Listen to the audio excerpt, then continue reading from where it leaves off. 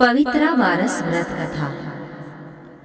पवित्रा बारस व्रत श्रावण मास में द्वादशी तिथि को मनाया जाता है। यह व्रत विशेष रूप से गौ यानी गाय और विष्णु भगवान की पूजा हेतु रखा जाता है। इसे वसु बारस या गोवत्स द्वादशी भी कहा जाता है। विशेष रूप से महिलाएं इस दिन संतान की सुख समृद्धि और घर की मंगल कामना के लिए यह व्रत करती हैं। कथा।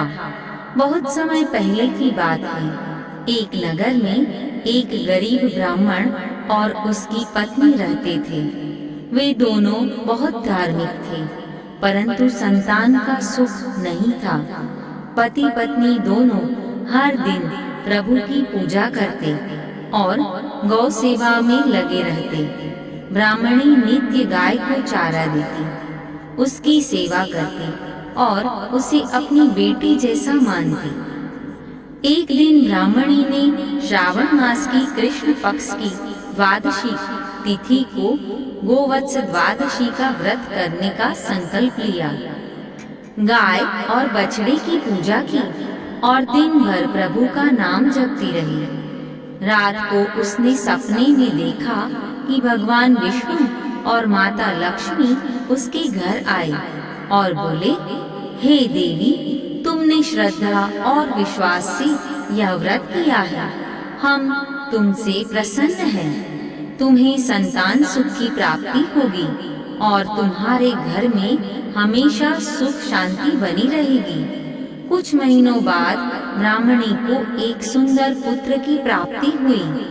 वह बालक बड़ा होकर बहुत बुद्धिमान और धर्मनिष्ठ हुआ। पूरे नगर में उसकी प्रसिद्धि हुई। ब्राह्मण दंपति ने जीवन भर यह व्रत श्रद्धा से किया और दूसरों को भी इस व्रत की महिमा बताई। पवित्रा बारस व्रत की विधि। सुबह स्नान कर व्रत का संकल्प ले।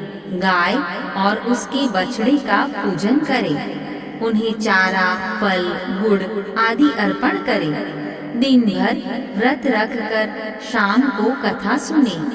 ब्राह्मण या सुहागिन को भोजन करवाए और दान दे। व्रत का पारायण करें।